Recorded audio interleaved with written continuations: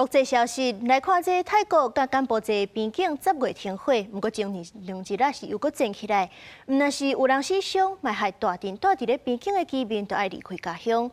之前，这美国总统 Trump 是刊文章讲，伊有甲两边的头人已经通电话啊，双方是同意拜五暗，也就是早暗开始停火。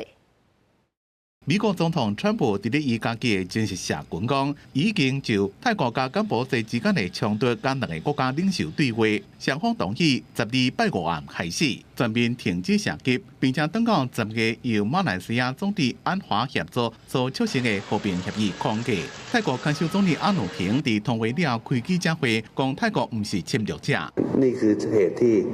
ที่ผมต้องอธิบายท่านประธานาธิบดีทรัมป์ไม่งั้นท่านก็จะไปเข้าใจว่า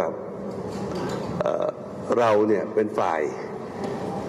จู่โจมเป็นฝ่ายรุกราน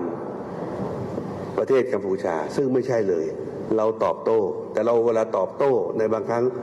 柬埔寨伫几类性设铁路中心收容灾民，地方官员希望赶紧停火，因为若是战火无停，边甲民生系统就无法度运作。柬埔寨一直讲因是受害者。 Ceasefire is very important for us. Ceasefire can stop to kill